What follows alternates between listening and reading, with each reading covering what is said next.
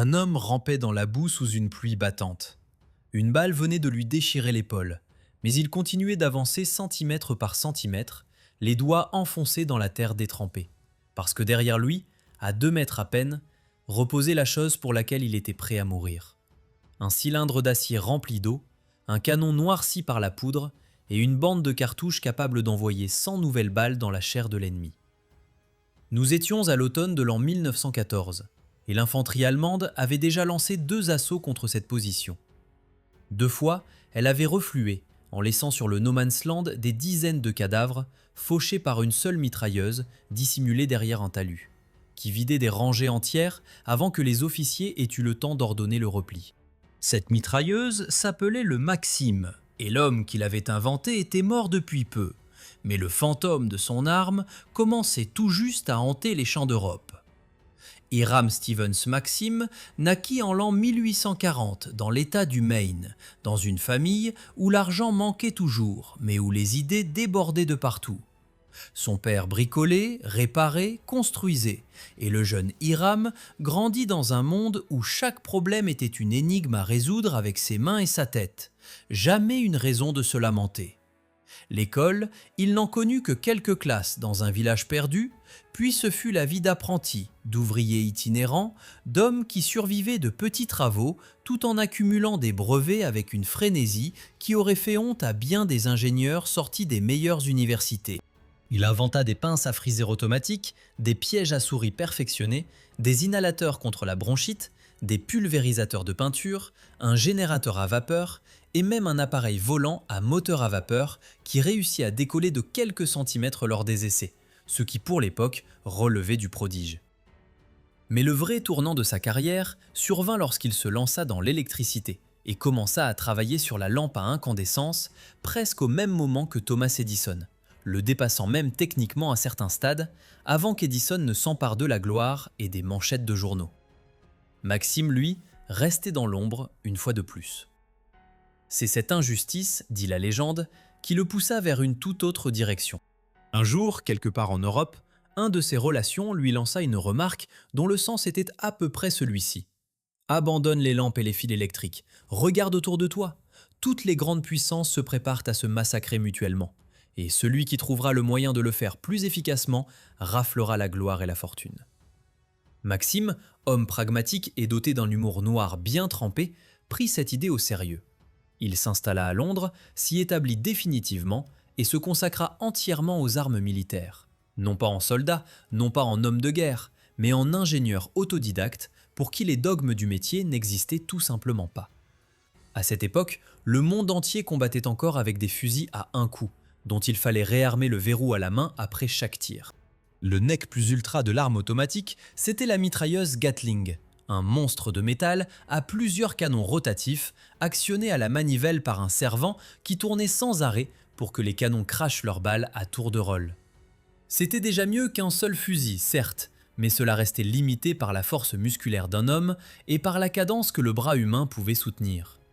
Maxime se posa alors une question que personne avant lui n'avait jamais vraiment formulée. Et si on utilisait l'énergie du recul lui-même, la force produite par chaque coup tiré, pour recharger l'arme automatiquement, sans intervention du tireur? L'idée paraissait presque folle, parce que le recul était une force brutale et capricieuse que tous les concepteurs s'évertuaient à amortir, jamais à exploiter.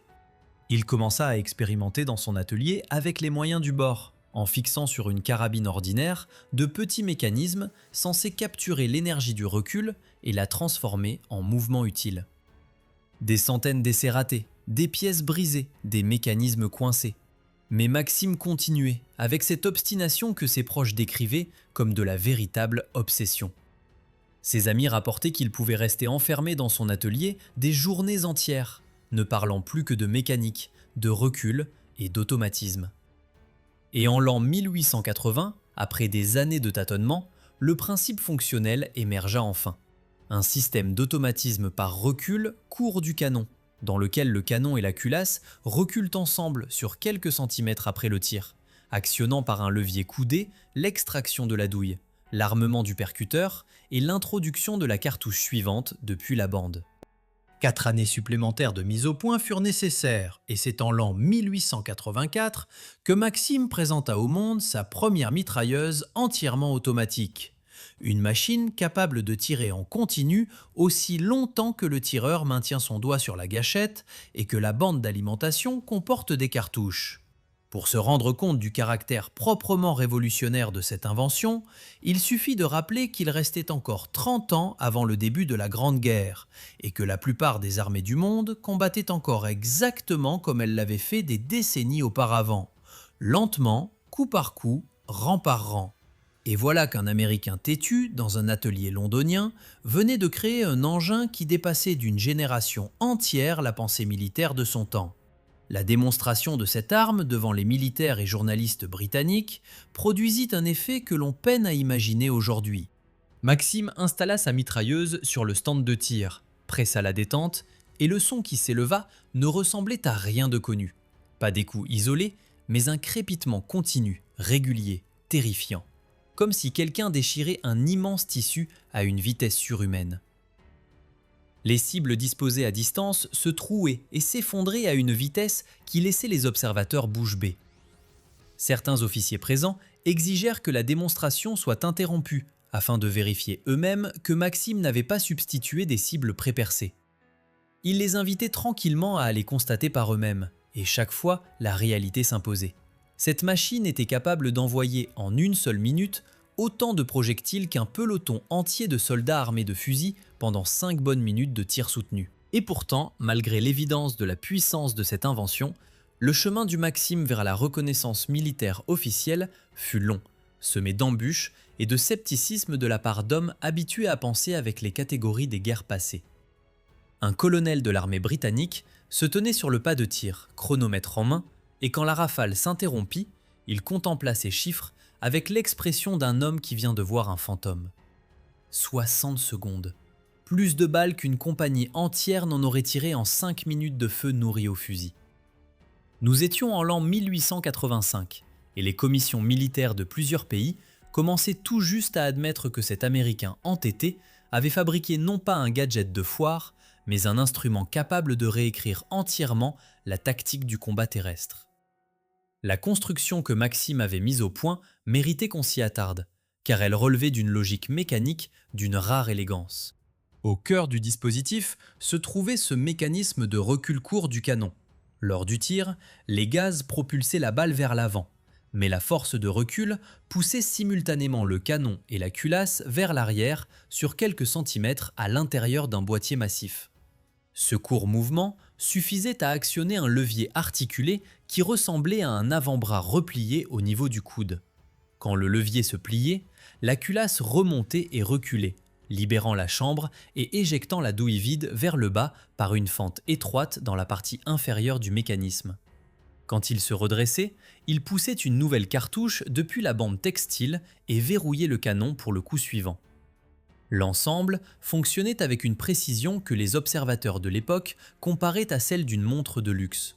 Sauf que cette montre-là ne comptait pas les secondes. Elle distribuait la mort à raison de plusieurs centaines de coups à la minute.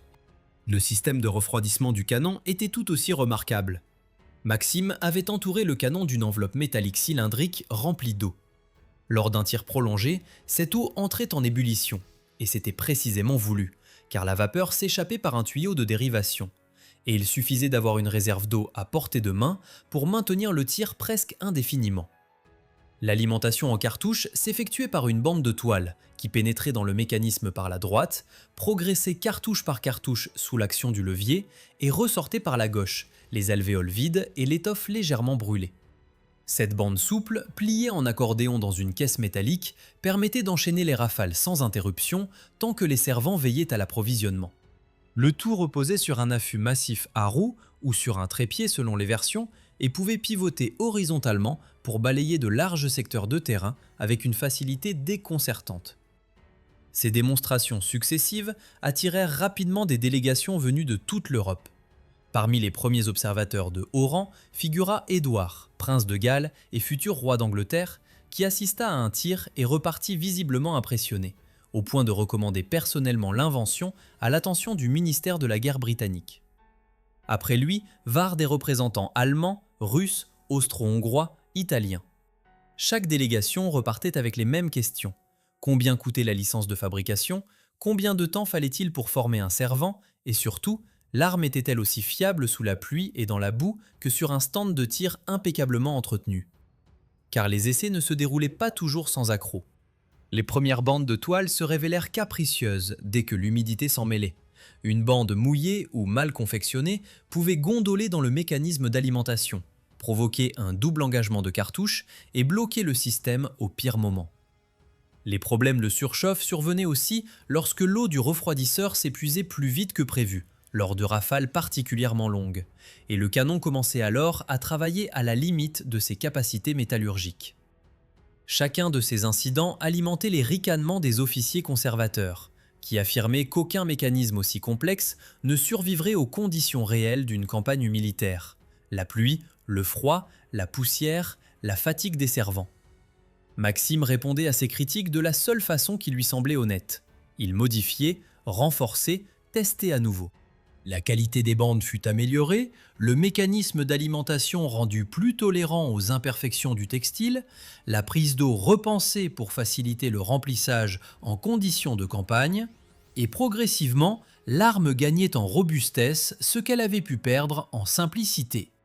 À mesure que les résultats des essais s'amélioraient, les commandes commençaient à affluer, d'abord timidement, puis avec une urgence croissante, car chaque gouvernement savait désormais que ses voisins signaient des contrats et nul ne voulait se retrouver techniquement dépassé au début du prochain conflit. La Grande-Bretagne adopta une première version pour ses forces coloniales. L'Empire allemand développa sa propre variante sous licence, adaptée aux cartouches de calibre 8 mm en usage dans ses armées. Et cette version connut une diffusion massive dans toute la structure militaire prussienne. La Russie impériale, dont les observateurs avaient suivi les essais londoniens avec un intérêt particulier, passa commande d'une version adaptée à la cartouche de calibre 7,62 sur 54 mm à bourrelet. Le même projectile que celui de la future carabine Mosin, adoptée en l'an 1891, ce qui permettait d'unifier l'approvisionnement en munitions entre l'infanterie et les équipes de mitrailleuses. Cette décision logistique, prise presque machinalement pour des raisons de commodité, allait se révéler d'une importance capitale pour les décennies à venir. Ce furent pourtant les campagnes coloniales qui offrirent au Maxime sa première véritable épreuve du feu, et le résultat fut si brutal, si écrasant, qu'il marqua les esprits militaires de toute une génération. En l'an 1893, sur les rives de la rivière Shangani, dans ce qui est aujourd'hui le Zimbabwe, une colonne d'environ 700 hommes de la police paramilitaire de la Compagnie britannique d'Afrique du Sud, commandée par le major Forbes et équipée de 5 mitrailleuses Maxim, se retrouva face à une force de 3500 à 6000 guerriers Ndébélé du roi Lobengula, armés d'assagets et de fusils Martini-Henry. Par tous les calculs militaires ordinaires, ce combat ne pouvait avoir qu'une seule issue. Mais quand les guerriers lancèrent leur assaut en colonne serrée au cœur de la nuit, les Maxim ouvrirent un feu dévastateur et continu, et les assaillants furent fauchés vague après vague avant même d'atteindre le périmètre défensif. Les pertes des Ndébélé s'élevèrent à environ 1500 morts lors de cet engagement, tandis que la colonne britannique ne déplorait que 4 hommes tués. Une semaine plus tard, lors d'un second affrontement à Bembezi, 2000 fantassins et 4000 guerriers attaquèrent à nouveau la colonne Forbes, et perdirent encore environ 2500 hommes face aux mêmes mitrailleuses. Le résultat combiné de ces deux batailles laissa les servants eux-mêmes sous le choc, et la nouvelle de ces engagements se répandit à travers toutes les chancelleries européennes avec une rapidité que peu d'événements militaires de cette décennie avaient égalée. Ces épisodes africains suscitèrent en Europe des réactions profondément partagées. Certains militaires y voyaient la démonstration parfaite de la supériorité technologique et de l'efficacité tactique du nouvel armement. D'autres, journalistes, écrivains et parlementaires, commençaient à poser des questions dérangeantes sur l'éthique de ces massacres organisés d'adversaires qui n'avaient ni les moyens de riposter à distance, ni la moindre chance de survivre face à une telle cadence de feu. Ces voix restèrent minoritaires, mais elles annonçaient une prise de conscience qui n'en était qu'à ses débuts. Car le vrai verdict du Maxim ne serait pas rendu en Afrique. Il le serait sur les champs boueux d'Europe, quand les grandes puissances s'entre-déchireraient avec leurs propres mitrailleuses, à égalité de technologie, et découvrirait à quel prix se payait désormais chaque mètre de terrain gagné. En l'an 1904, la Russie impériale découvrit à ses dépens que posséder une arme et savoir s'en servir tactiquement étaient deux choses radicalement différentes. La guerre contre le Japon, déclenchée par une attaque surprise sur la flotte russe ancrée à Port-Arthur, allait offrir aux Maxims son premier vrai baptême du feu dans un affrontement entre deux armées modernes, dotées toutes deux d'artillerie lourde, de lignes de ravitaillement organisées et de soldats entraînés selon les normes du XXe siècle naissant. Ce qui se passa dans les collines et les tranchées de Mandchourie allait durablement modifier la façon dont les états-majors du monde entier pensaient la guerre terrestre. Les forces japonaises, remarquablement disciplinées et commandées par des officiers qui avaient étudié avec attention les campagnes européennes des décennies précédentes, attaquaient en vagues serrées avec une détermination que leurs adversaires russes admirèrent souvent malgré eux. Mais les positions russes, et c'est là que le Maxim entra en jeu de façon décisive, étaient défendues par des mitrailleuses, installées dans des nids soigneusement aménagés, couvrant les pentes dégagées par lesquelles l'infanterie japonaise devait nécessairement progresser. Sous Port-Arthur, lors des assauts répétés contre les fortifications russes au cours de l'été et de l'automne de l'an 1904, les colonnes japonaises furent fauchées à plusieurs reprises par ce feu croisé avant même d'avoir atteint les premières lignes de défense. Les pertes japonaises lors de ces assauts frontaux atteignirent des chiffres qui auraient semblé invraisemblables à quiconque n'avait pas vu fonctionner le Maxim en conditions réelles. Ce que cette guerre révéla avec une clarté brutale, c'est que la mitrailleuse n'était pas simplement un multiplicateur de puissance de feu, elle était un changeur de paradigme. Un seul servant compétent, bien positionné sur une hauteur avec un bon angle de tir, pouvait neutraliser une compagnie entière progressant à découvert. La notion même d'assaut frontal, pilier de la tactique napoléonienne qui avait survécu presque intacte dans les manuels militaires européens jusqu'à la fin du XIXe siècle, se heurtait désormais à un obstacle physique que nulle bravoure individuelle ne permettait de surmonter. Les Japonais l'apprirent à un prix terrible, mais ils en tirèrent des leçons que leurs états-majors intégrèrent rapidement. Attaque de nuit, infiltration par petits groupes, suppression préalable des nids de mitrailleuses par l'artillerie avant tout mouvement d'infanterie à découvert. Les observateurs militaires européens, venus en Mandchourie pour suivre les opérations au nom de leurs gouvernements respectifs, renvoyèrent à leur capitale des rapports qui auraient dû provoquer une révolution tactique immédiate dans toutes les armées du continent. Ces documents soulignaient noir sur blanc que la mitrailleuse rendait désormais suicidaire toute attaque de l'infanterie en formation dense contre des positions défendues. Certains de ces rapports, notamment ceux transmis par les observateurs français et britanniques, préconisaient de revoir de fond en comble les doctrines d'attaque, d'augmenter massivement les dotations en armes automatiques et de former spécifiquement des équipes capables de neutraliser les positions ennemies avant que l'infanterie progresse. Ces recommandations furent lues, classées et pour l'essentiel ignorées par des généraux qui continuaient de croire que le moral du combattant et l'élan de la baïonnette suffiraient à emporter n'importe quelle position si l'artillerie avait correctement préparé le terrain. Pendant ce temps, la diffusion du Maxim et de ses dérivés sous licence s'accélérait à travers toute l'Europe, avec une régularité qui reflétait l'inquiétude croissante des chancelleries face à la montée des tensions entre grandes puissances. En Allemagne, la version nationale, adaptée à la cartouche de 8 mm Mauser et montée sur un affût à roues et bouclier protecteur, était produite en série dans les arsenaux impériaux, notamment à Spandau, et commençait à équiper les régiments d'infanterie selon une doctrine qui prévoyait 2 mitrailleuses par bataillon, chiffre que l'expérience allait rapidement montrer comme dramatiquement insuffisant. En Autriche-Hongrie, une version concurrente, inspirée du même principe mais adaptée aux spécificités locales, était en cours d'adoption. Même des nations de taille plus modeste, comme la Serbie ou la Belgique, cherchaient à s'équiper d'armes automatiques avant que le ciel européen ne s'assombrisse davantage. La France, de son côté, suivit une voie différente. Les ingénieurs français avaient développé leur propre système d'armes automatiques, dont le canon mitrailleuse Hotchkiss, qui utilisait un système d'alimentation par plaque rigide plutôt que par bande souple à la manière du Maxim, et fonctionnait par emprunt de gaz plutôt que par recul du canon. Cette divergence technologique reflétait une philosophie différente. Les Français cherchaient une arme plus légère, plus maniable, mieux adaptée à la guerre offensive qu'ils envisageaient, fondée sur l'attaque à outrance et la reprise des provinces perdues en l'an 1871. L'idée même d'une guerre défensive prolongée, dans laquelle un poids lourd comme le Maxime à refroidissement par eau aurait représenté un avantage décisif, était presque philosophiquement incompatible avec la doctrine offensive que l'état-major français cultivait avec une conviction quasi religieuse à la veille de la Grande Guerre.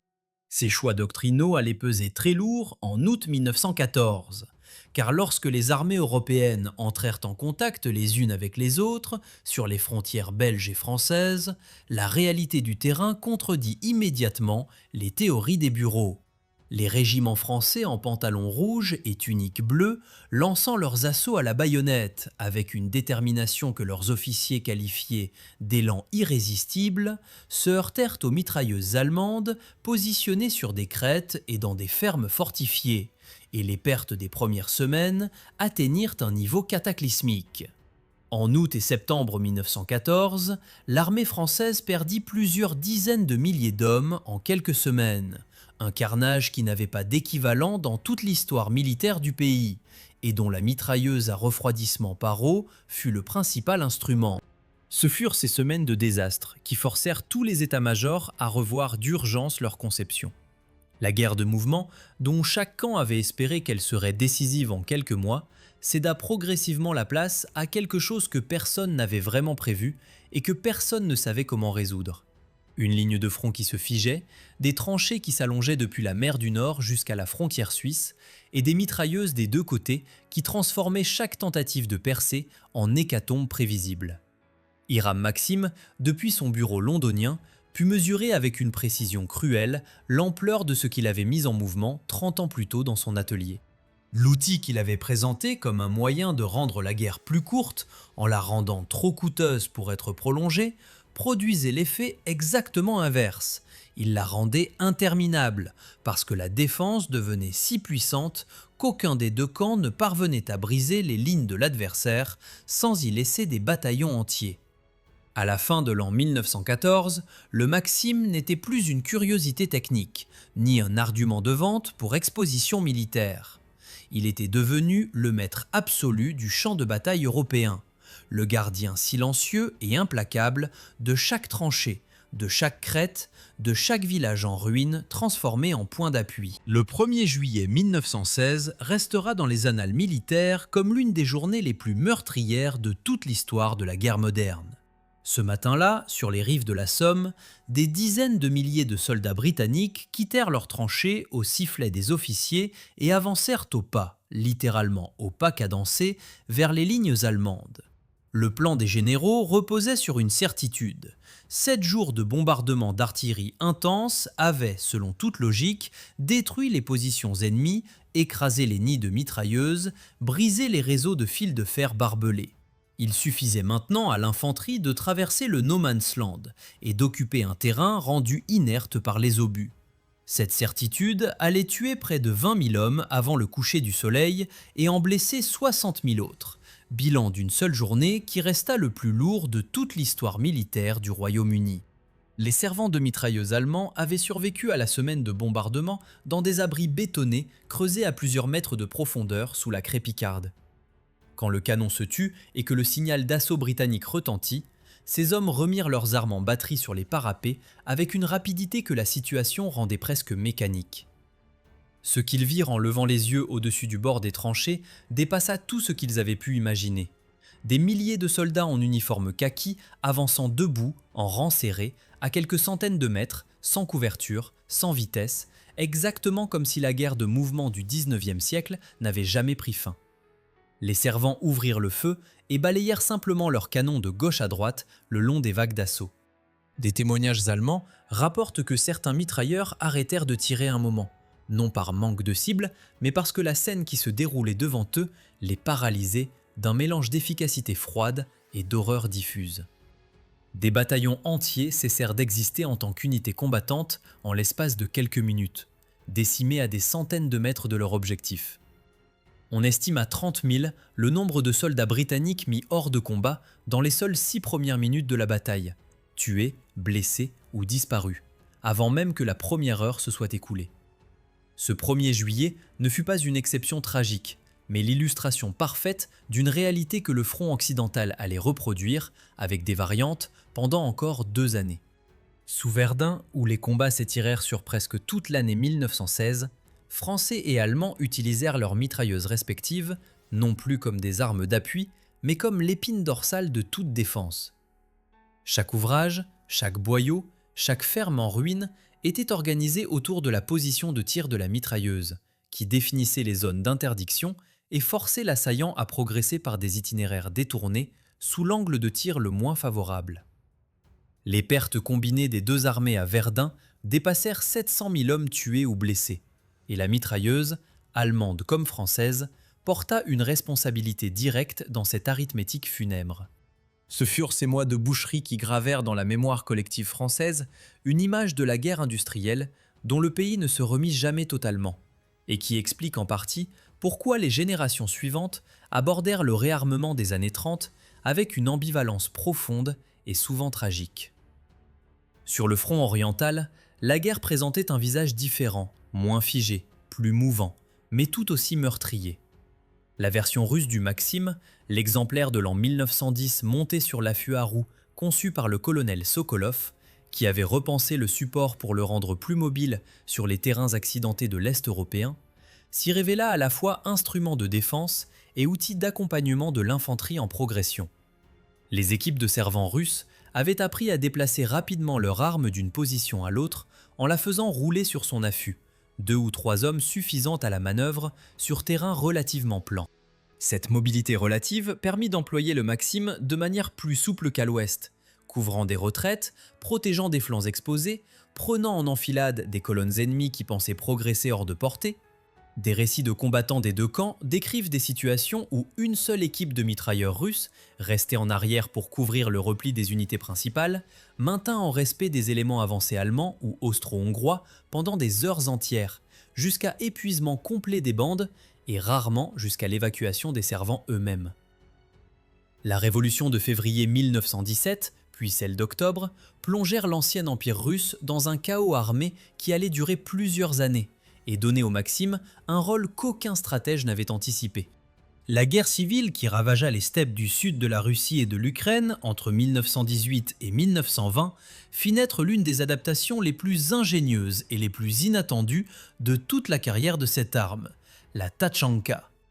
Il s'agissait d'une simple charrette paysanne à 4 roues, robuste, légère, tirée par 2 ou 3 chevaux, sur le plateau arrière de laquelle on fixait une mitrailleuse Maxim sur son affût orientable.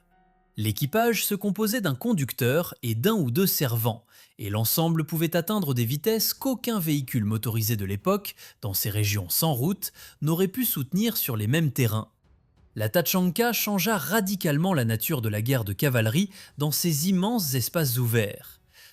Les unités montées qui en disposaient pouvaient fondre sur une position ennemie à bride abattue, ouvrir le feu en approche, traverser la ligne à toute allure et disparaître dans la steppe avant que l'adversaire ait eu le temps de réorganiser sa défense. Les 2 camps de la guerre civile, l'armée rouge comme les diverses forces blanches, adoptèrent cette improvisation avec un enthousiasme que la nécessité rendait compréhensible, puisque les automobiles manquaient, les routes n'existaient souvent pas, mais les chevaux et les chariots étaient partout. Dans les mémoires des combattants de cette période, la Tachanka revient comme un leitmotiv, tantôt sauveur providentiel qui surgit au bon moment pour balayer une ligne d'infanterie ennemie, tantôt cauchemar qui apparaissait à l'horizon dans un nuage de poussière avant qu'on ait eu le temps de se mettre à couvert. Cette machine de guerre improvisée, née de la pénurie et de l'ingéniosité paysanne, devint l'un des symboles les plus durables de toute cette période de convulsions révolutionnaires. Pendant que la Russie se consumait dans ses propres contradictions, l'Europe occidentale tirait laborieusement les leçons de 4 années de guerre des tranchées. Les états-majors français, britanniques et allemands produisirent des volumes entiers d'analyses tactiques sur le rôle de la mitrailleuse, la nécessité d'adapter les formations d'infanterie, l'importance de la suppression préalable des nids de feu avant tout mouvement à découvert. Ces leçons furent intégrées dans les nouvelles doctrines: infiltration, groupe de combat autonome, coordination, infanterie, artillerie, chars. Et pourtant, malgré toutes ces révisions doctrinales, malgré l'apparition des premiers chars d'assaut, malgré la sophistication croissante de l'artillerie de campagne, le Maxim lui-même n'avait nulle intention de quitter la scène.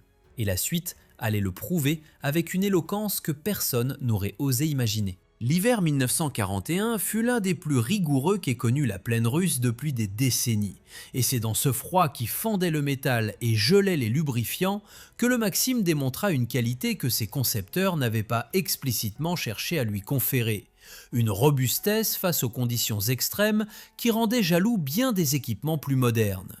Quand les colonnes blindées allemandes fonçaient vers Moscou à l'automne de cette même année, les défenseurs soviétiques installèrent leurs mitrailleuses dans des nids creusés à même la terre gelée, calant les roues de l'affût avec des pierres et des rondins, et ouvrirent le feu sur des lignes d'assaut qui rappelaient, par leur densité et leur régularité, les vagues d'infanterie de la Grande Guerre.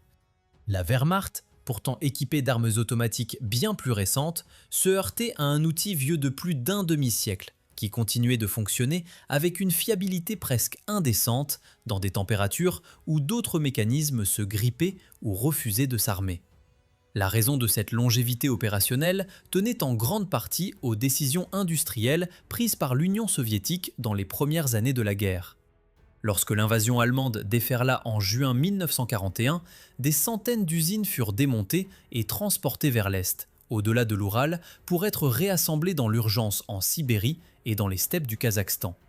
Dans cette course contre la montre industrielle, produire des armes simples, dont les chaînes de fabrication étaient maîtrisées depuis des décennies, s'imposa comme une nécessité absolue. Le Maxim, dans sa version de l'an 1910, déjà modernisé en 1930 puis en 1941, notamment avec un couvercle de chargeur élargi pour faciliter l'alimentation par temps de gel, amélioration directement inspirée de l'expérience finlandaise lors de la guerre d'hiver, put ainsi continuer à sortir des ateliers en quantité massive, fabriqués par des ouvrières et des adolescents qui n'avaient jamais touché une machine-outil avant la guerre, mais qui apprirent vite parce que la conception de l'arme le permettait. À Stalingrad, où les combats de rue atteignirent une intensité que même les vétérans de Verdun n'auraient pu imaginer, le Maxim trouva un nouveau registre d'emploi. Dans ce labyrinthe de ruines, de caves effondrées et d'immeubles éventrés, les équipes soviétiques installaient leurs mitrailleuses dans des embrasures aménagées à la hâte dans des murs de briques, couvrant des carrefours ou des rues dont elles interdisaient l'accès pendant des heures entières à des unités allemandes autrement supérieures en équipement. La mitrailleuse lourde, outil par excellence de la guerre de plein air et de longue distance, se révéla redoutablement efficace dans cet environnement urbain fragmenté où chaque couloir de tir de 200 mètres devenait un goulot d'étranglement mortel. Des récits de combats soviétiques décrivent des équipes de 2 hommes tenant des positions pendant des journées entières, remplaçant l'eau du refroidisseur par de la neige fondue lorsque les réserves manquaient, continuant à tirer jusqu'à ce que la bande soit vide ou que les servants eux-mêmes ne soient plus en état de se battre. Le siège de Leningrad, qui dura 900 jours entre 1941 et 1944, offrit peut-être la démonstration la plus poignante de la ténacité avec laquelle cette arme et ses servants purent tenir sous des conditions d'une dureté extrême. Les défenseurs de la ville, affaiblis par la famine, décimés par les épidémies et le froid, continuèrent à armer leurs mitrailleuses sur les lignes de périmètre avec une régularité qui força l'admiration de correspondants de guerre étrangers présents dans la ville encerclée. Certains de ces témoins rapportèrent avoir vu des servants si épuisés qu'ils devaient être aidés à s'asseoir derrière leurs armes par des camarades, mais qui ouvraient néanmoins le feu avec précision dès qu'une cible se présentait à portée. Au-delà des fronts réguliers, le Maxim connut pendant la Seconde Guerre mondiale une vie parallèle dans les forêts et les marécages de Biélorussie et d'Ukraine au sein des unités de partisans soviétiques opérant derrière les lignes allemandes. Ces combattants irréguliers, souvent ravitaillés par air depuis les bases de l'armée rouge, recevaient parfois des Maxims démontés par colis parachutés ou s'en emparaient lors d'embuscades contre des convois ennemis. La robustesse de la construction, qui ne nécessitait aucun outillage spécialisé pour les opérations de maintenance courante, rendait cette arme particulièrement adaptée à une guerre menée sans atelier fixe ni pièces de rechange garanties. Des forgerons de village et des mécaniciens autodidactes parvinrent à maintenir en état de fonctionnement des exemplaires endommagés en fabriquant eux-mêmes certaines pièces de remplacement, témoignage involontaire de la qualité d'une conception qui n'exigeait pas de métallurgie de précision pour demeurer opérationnelle. C'est dans ce contexte de guerre totale que l'on mesure le mieux l'étrangeté de la parenthèse familiale que constitue la trajectoire du fils d'Hiram Maxim. Hiram Percy Maxim, héritier du même tempérament d'inventeur obstiné, avait consacré ses propres travaux à un domaine en apparence opposé à celui de son père. À partir de l'an 1902, il mit au point et commença à commercialiser le premier atténuateur de son pour arme à feu véritablement viable, ce que le monde entier connaît aujourd'hui sous le nom de silencieux, et obtint son brevet le 30 mars 1909. La motivation de cette invention était en partie personnelle. Les années de tir intensif de la mitrailleuse avaient rendu son père profondément sourd, et c'est précisément cette surdité acquise qui poussa le fils à chercher un moyen d'atténuer la détonation à la bouche du canon. Le père avait créé une machine dont la terreur résidait en partie dans le fracas continu de son tir, le crépitement qui paralysait l'ennemi autant que les projectiles eux-mêmes. Le fils avait inventé l'exact contraire, un cylindre fileté qui réduisait la détonation à un claquement étouffé, presque inaudible à distance. Ces deux inventions, opposées dans leur nature et dans leur usage, constituèrent ensemble l'un des apports les plus durables d'une même famille à l'histoire des armes à feu du XXe siècle. Hiram Stevens Maxim lui-même ne vécut pas jusqu'à la fin de la Grande Guerre. Il mourut le 24 novembre 1916 à Streatham, dans le sud de Londres, à 76 ans, au moment précis où la bataille de la Somme s'achevait, sur un bilan de plus d'1 million de soldats tués, blessés ou disparus de part et d'autre. Il avait vécu assez longtemps pour voir son invention transformée en instrument principal du carnage industriel européen, pour recevoir un titre de chevalier de la couronne britannique en reconnaissance de ses travaux, et pour constater que la machine qu'il avait présentée 30 ans plus tôt comme un outil susceptible de rendre la guerre trop coûteuse pour être entreprise, avait produit l'effet inverse. Elle l'avait rendue plus longue, plus statique et plus meurtrière que tout ce que l'histoire avait connu avant elle. Il emporta dans sa tombe la question de savoir s'il en éprouvait de la fierté, du remords, ou simplement la satisfaction froide de l'ingénieur dont le calcul s'est révélé juste. Après 1945, on aurait pu croire que le Maxim allait enfin rejoindre les vitrines des musées. Il n'en fut rien. Dans des dizaines de conflits locaux sur plusieurs continents, des exemplaires sortis de dépôts ou récupérés sur d'anciens champs de bataille réapparurent entre les mains de combattants qui n'avaient ni les moyens ni l'accès aux armes modernes, mais qui savaient qu'une mitrailleuse à refroidissement par eau, aussi ancienne soit-elle, pouvait encore tenir un carrefour ou couvrir une retraite aussi efficacement qu'en 1914. Et lors de certains conflits du début du XXIe siècle sur le territoire de l'ancienne Union soviétique, des images filmées montrèrent des combattants actionnant des Maxims sortis d'entrepôts militaires abandonnés, les installant sur des camionnettes ou derrière des sacs de sable, exactement comme leurs arrière-grands-pères l'avaient fait un siècle plus tôt. La bande rentrait dans le mécanisme, le couvercle se fermait, le tireur appuyait sur la détente et la machine fonctionnait. En septembre 2025, selon des sources concordantes, un exemplaire de la mitrailleuse Maxim fut même utilisé au-dessus de Kiev pour abattre un missile de croisière ennemi, prouvant une dernière fois que cette vieille mécanique du 19e siècle n'avait décidément pas dit son dernier mot. C'est sur cette image que se referme l'histoire du Maxim, non pas dans un musée ou un discours commémoratif, mais sur un terrain poussiéreux, avec une arme conçue par un autodidacte du Maine qui n'avait jamais combattu, fonctionnant encore comme si le temps n'avait pas de prise sur elle. Si cette histoire vous a tenu en haleine jusqu'au bout, laissez un commentaire, partagez cette vidéo et abonnez-vous à l'Arsenal de l'Histoire pour ne manquer aucun épisode sur les armes qui ont changé le cours des guerres. À très bientôt.